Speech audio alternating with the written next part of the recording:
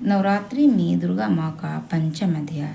देवताओं द्वारा देवी की स्तुति चंड मुंड के मुख से अंबिका के रूप की प्रशंसा सुनकर शुंभ का उनके पास दूत भेजना और दूत का निराश लौटना।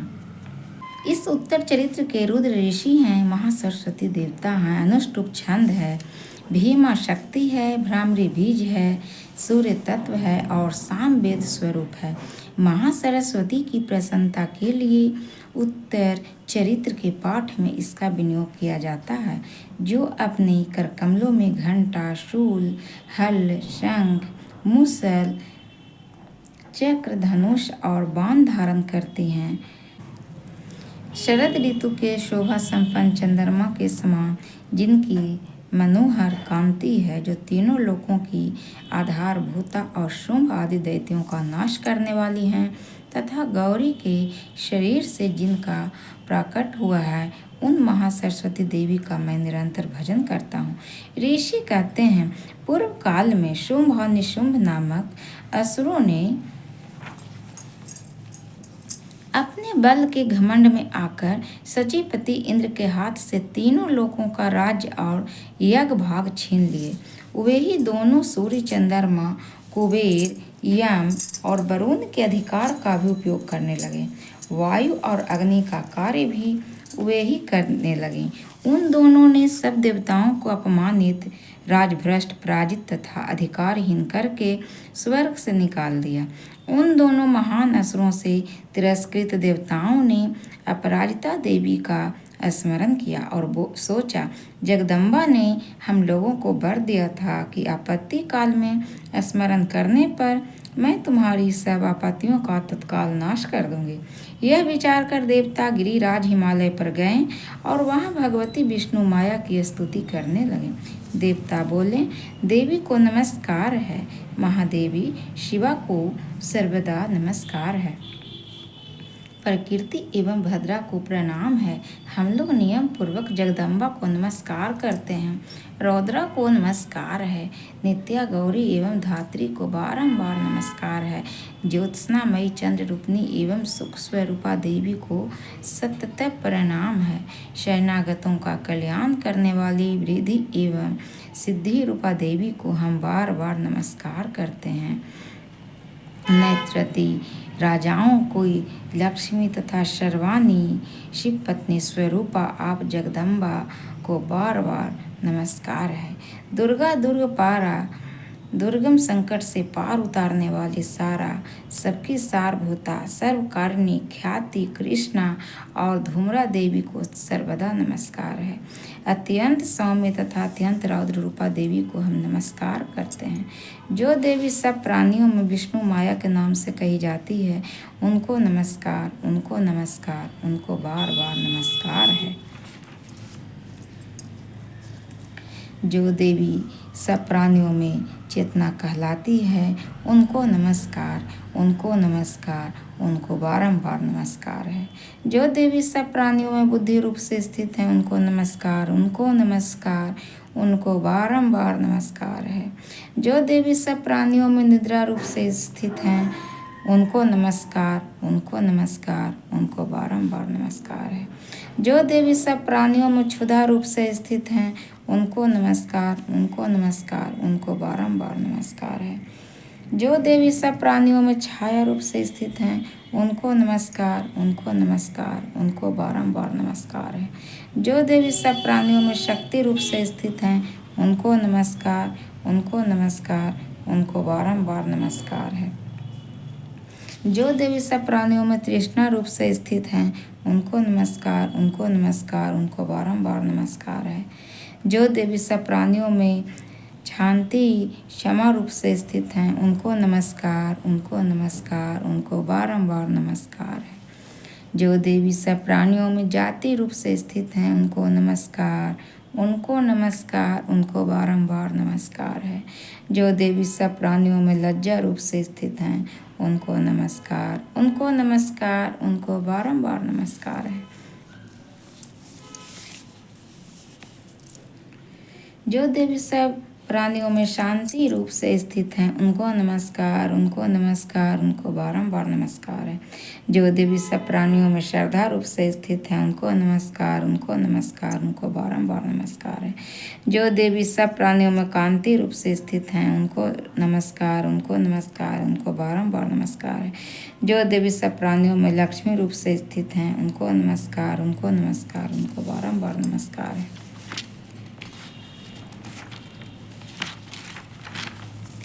जो देवी सब प्राणियों में वृत्ति रूप से स्थित है उनको नमस्कार, उनको नमस्कार, उनको बारंबार नमस्कार है। जो देवी सब प्राणियों में स्मृति रूप से स्थित है उनको नमस्कार, उनको नमस्कार, उनको बारंबार नमस्कार है। जो देवी सब प्राणियों में दया रूप से स्थित है उनको नमस्कार, उनको नमस्कार, उनको बारंबार नमस्कार है। जो देवी सब प्राणियों में तुष्टि रूप से स्थित हैं उनको नमस्कार, उनको नमस्कार, उनको बारंबार नमस्कार है।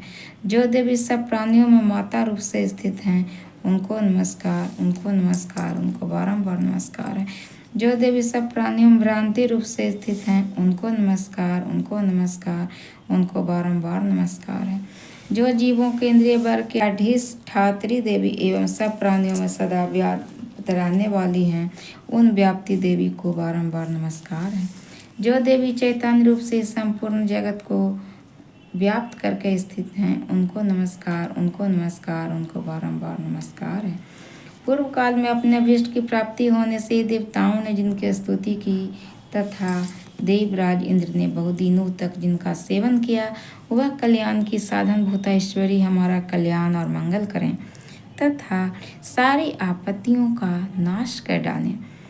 उदंड दैत्यों से सताए हुए हम सभी देवता जिन परमेश्वरी को इस समय नमस्कार करते हैं तथा जो भक्ति से विनम्र पुरुषों द्वारा स्मरण की जाने पर तत्काल ही संपूर्ण विपत्तियों का नाश कर देती हैं, वे जगदम्बा हमारा संकट दूर करें।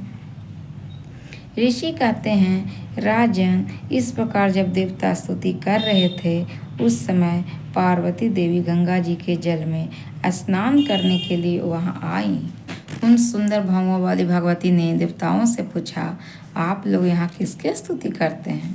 तब उन्हीं के शरीर कोश से प्रकट हुई शिवा देवी बोली, शुम्भ दैत्य से तिरस्कृत और युद्ध में निशुम्भ से पराजित हो यहाँ एकत्रित हुए ये समस्त देवता या मेरी ही स्तुति कर रहे हैं। पार्वती जी के शरीर कोश से अंबिका का प्रादुर्भाव हुआ था, इसलिए वे समस्त लोकों में कौशिकी कही जाती हैं। कौशिकों के प्रकट होने के बाद पार्वती देवी का शरीर काले रंग का हो गया, अतः वह हिमालय पर रहने वाली कालिका देवी के नाम से विख्यात हुई। तदंतर शुंभ निशुंभ के भृत चंड मुंड वहाँ आए और उन्होंने परम मनोहर रूप धारण करने वाली अंबिका देवी को देखा। फिर वे शुंभ के पास जाकर बोले, महाराज, एक अत्यंत मनोहर स्त्री है जो अपनी दिव्य कांति से हिमालय को प्रकाशित कर रही है। वैसा उत्तम रूप कहीं किसी ने भी नहीं देखा होगा। असुरेश्वर, पता लगाइए वह देवी कौन है और उसे ले लीजिए। स्त्रियों में तो वह रत्न है, उसका प्रत्येक अंग बहुत ही सुंदर है तथा वह अपने श्री अंगों की प्रभा से संपूर्ण दिशाओं में प्रकाश फैला रही है। दैत्यराज, अभी वह हिमालय पर ही मौजूद है, आप उसे देख सकते हैं। प्रभु, तीनों लोकों में मणि, हाथी और घोड़े आदि जितने भी रत्न हैं वे सब इस समय आपके घर में शोभा पाते हैं। हाथियों में रत्नभूत ऐरावत, यह पारिजात का वृक्ष और यह उच्च श्रवा घोड़ा, यह सब आपने इंद्र से ले लिया है। हंसों से जुता हुआ यह विमान भी आपके आंगन में शोभा पाता है। यह रत्नभूत अद्भुत विमान जो पहले ब्रह्मा जी के पास था अब आपके यहाँ लाया गया है। यह महापद्य नामक निधि आप कुबेर से छीन लाए हैं। समुद्र ने भी आपको किंजलकिनी नाम की माला भेंट की है जो केसरों से सुशोभित है और जिसके कमल कभी कुम्हलाते नहीं है। स्वर्ण की वर्षा करने वाला वरुण का छत्र भी आपके घर में शोभा पाता है तथा यह श्रेष्ठ रथ जो पहले प्रजापति के अधिकार में था अब आपके पास मौजूद है। दैत्येश्वर मृत्यु की उत्क्रांतिदा नाम वाली शक्ति भी आपने छीन ली है तथा वरुण का पाश और समुद्र में होने वाले सब प्रकार के रत्न आपके भाई निशुम्भ के अधिकार में है। अग्नि ने भी स्वतः शुद्ध किए हुए 2 वस्त्र आपकी सेवा में अर्पित किए हैं। दैत्यराज, इस प्रकार सभी रत्न आपने एकत्र कर लिए हैं, फिर जो यह स्त्रियों में रत्न रूप कल्याणमयी देवी हैं, इसे आप क्यों नहीं अपने अधिकार में कर लेते? ऋषि कहते हैं, चंड मुंड का यह वचन सुनकर शुंभ ने महादैत्य सुग्रीव को दूत बनाकर देवी के पास भेजा और कहा, तुम मेरी आज्ञा से उसके सामने ये बातें कहना और ऐसा उपाय करना जिससे प्रसन्न होकर वह शीघ्र ही यहाँ आ जाए। वह दूत पर्वत के अत्यंत रमणीय प्रदेश में जहाँ देवी मौजूद थी गया और मधुर वाणी में कोमल वचन बोला। दूत बोला, देवी, दैत्यराज शुंभ इस समय तीनों लोकों के परमेश्वर हैं। मैं उन्हीं का भेजा हुआ दूत हूँ और यहाँ तुम्हारे ही पास आया हूँ। उनकी आज्ञा सदा सब देवता एक स्वर से मानते हैं, कोई उसका उल्लंघन नहीं कर सकता। वे संपूर्ण देवताओं को परास्त कर चुके हैं। उन्होंने तुम्हारे लिए जो संदेश दिया है उसे सुनो। संपूर्ण त्रिलोकी मेरे अधिकार में है, देवता भी मेरी आज्ञा के अधीन चलते हैं। संपूर्ण यज्ञों के भागों को मैं ही पृथक पृथक भोगता हूँ। तीनों लोकों में जितने श्रेष्ठ रत्न हैं वे सब मेरे अधिकार में हैं। देवराज इंद्र का वाहन ऐरावत, जो हाथियों में रत्न के समान है, मैंने छीन लिया है। क्षीर सागर का मंथन करने से जो अष्टरत्न उच्च श्रवा प्रकट हुआ था, उसे देवताओं ने मेरे पैरों पर पड़कर समर्पित किया है। सुंदरी, उनके सिवा और भी जितने रत्नभूत पदार्थ देवताओं, गंधर्वों और नागों के पास थे, वे सब मेरे ही पास आ गए हैं। देवी, हम लोग तुम्हें संसार की स्त्रियों में रत्न मानते हैं, अतः तुम हमारे पास आ जाओ, क्योंकि रत्नों का उपभोग करने वाले हम ही हैं। चंचल कटाक्षों वाली सुंदरी, तुम मेरी या मेरे भाई महापराक्रमी निशुम्भ की सेवा में आ जाओ, क्योंकि तुम रत्न स्वरूपा हो। मेरा वरण करने से तुम्हें तुलना रहित महान ऐश्वर्य की प्राप्ति होगी। अपनी बुद्धि से विचार कर तुम मेरी पत्नी बन जाओ। ऋषि कहते हैं कि दूत के यूं कहने पर कल्याणमयी भगवती दुर्गा देवी, जो इस जगत को धारण करती हैं, मन ही मन गंभीर भाव से मुस्कुराई और इस प्रकार बोली। देवी ने कहा, दूत, तुमने सत्य कहा है, इसमें तनिक भी मिथ्या नहीं है। शुंभ तीनों लोकों का स्वामी है और निशुंभ भी उसी के समान प्रकर्मी है, किंतु इस विषय में मैंने जो प्रतिज्ञा कर ली है उसे मिथ्या कैसे करूं? मैंने अपनी अल्प बुद्धि के कारण पहले से जो प्रतिज्ञा कर रखी है उसे सुनो।